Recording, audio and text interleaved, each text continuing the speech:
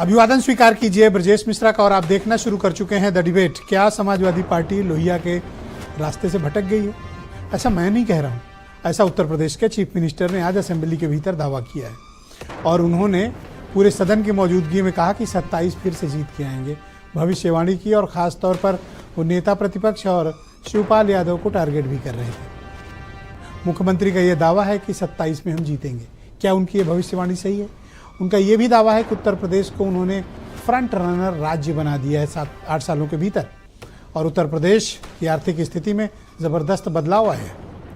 मुख्यमंत्री के इस क्लेम का आज सामना करेगी समाजवादी पार्टी और अपोजिशन, जो ये बताएंगे कि उन्होंने जो क्लेम किया है उसकी सच्चाई क्या है। बहनों भाइयों, आज विधानसभा में अपने लंबे भाषण में मुख्यमंत्री ने समाजवादी पार्टी पर फिर हमला बोला। कांग्रेस के को वो बहुत ज़्यादा तवज्जो सदन में नहीं देते हैं, लेकिन समाजवादी पार्टी को मुख्यमंत्री खूब समय देते हैं, चुन चुनकर हमले करते हैं और आज उन्होंने एक करारा हमला किया, कोर पर वार किया है। मुख्यमंत्री ने कहा कि समाजवादी पार्टी राम मनोहर लोहिया के आदर्शों पर नहीं चल रही है, उनके आदर्शों से भटक चुकी है। उनका ये कहना है कि ऐसे ही चलते रहे आप तो 27 हम जीतेंगे। उन्होंने भविष्यवाणी की है कि 27 फिर जीत के आएंगे। पता नहीं मुख्यमंत्री का शिवपाल यादव से क्या ऐसा प्रेम है, वो प्रेम हर बार छलक जाता है। मुझे ध्यान है कि जितनी भी उनकी महत्वपूर्ण स्पीचेस हुई हैं, खास तौर पर अखिलेश यादव के पहले और अखिलेश यादव के असेंबली से जाने के बाद, शिवपाल यादव के लिए मुख्यमंत्री के मन में एक विचित्र किस्म का प्रेम है। वो चच्चू कहते हैं और हर बार वो या तो छेड़ते हैं या कुछ मजाक करते हैं या शिवपाल यादव को मुद्दा बनाते हैं। वो उस डिफरेंस की याद दिलाते हैं जो कभी अखिलेश यादव और शिवपाल यादव की तरफ था और उसको वो जरूर इंगित करते हैं। आज भी उन्होंने वही किया कि भतीजा तो कुंभ की डुबकी लगा आया, चच्चू आप उसमें भी चूक गए। मुख्यमंत्री का क्लेम है कि 27 का चुनाव यूं जीतेंगे, आराम से जीतेंगे। भविष्यवाणी की उन्होंने। उत्तर प्रदेश बहुत ही पॉलिटिकली कॉम्प्लिकेटेड राज्य है। चीफ मिनिस्टर सदन में दावा कर रहे हो तो उस पर एक सार्वजनिक चर्चा होनी चाहिए कि 27 के क्लेम के पीछे के उनकी क्या ताकत है, किस मुद्दे पर वो ऐसी बात कह रहे हैं।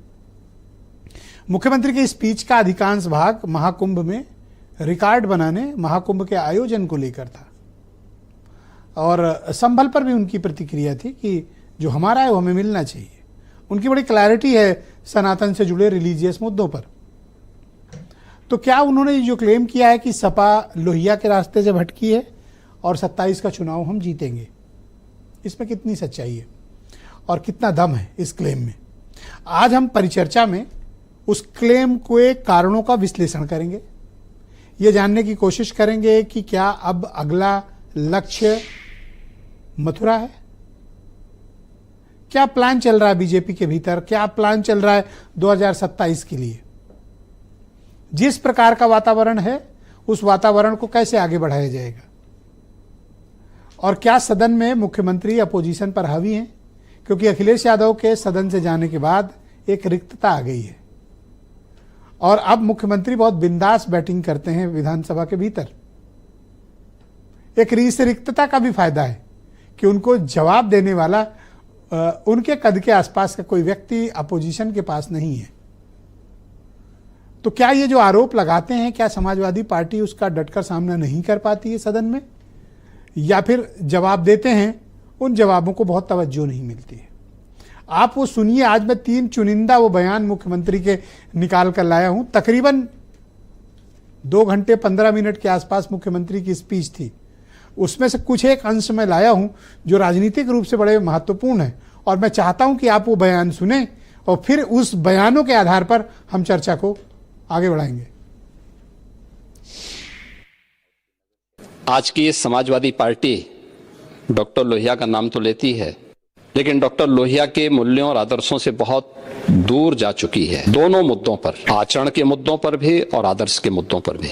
आपका आचरण, जो डॉक्टर लोहिया ने कहा था, सच्चा समाजवादी वह जो संपत्ति और संतति से दूर रहे, वो तो आपकी पार्टी के आचरण से देख सकते हैं। और आदर्श के रूप में उन्होंने भारत के लिए कहा था कि राम, कृष्ण और शंकर, ये जब तक भारत के 3 आदर्श हैं तब तक भारत का कोई बाल बांका नहीं कर सकता है।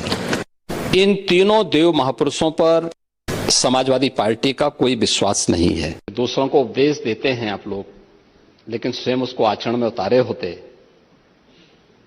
तो संभवतः इतनी करारी हार नहीं होती और 2027 में भी इतनी करारी हार नहीं होने वाली। चल क्या रहा है सदन के भीतर, आज चर्चा करेंगे। एसएन सिंह भारतीय जनता पार्टी के प्रवक्ता हैं। हेमंत तिवारी उत्तर प्रदेश के बहुत ही जाने माने राजनीतिक मामलों के एक्सपर्ट और पत्रकार हैं। कर्नल शरद शरण समाजवादी पार्टी के प्रवक्ता हैं। अंशु अवस्थी उत्तर प्रदेश में कांग्रेस कमेटी के प्रवक्ता और राष्ट्रीय लोकदल के national general secretary Anil Dubey और वीरेंद्र सिंह जी हमारे स्टेट हेड।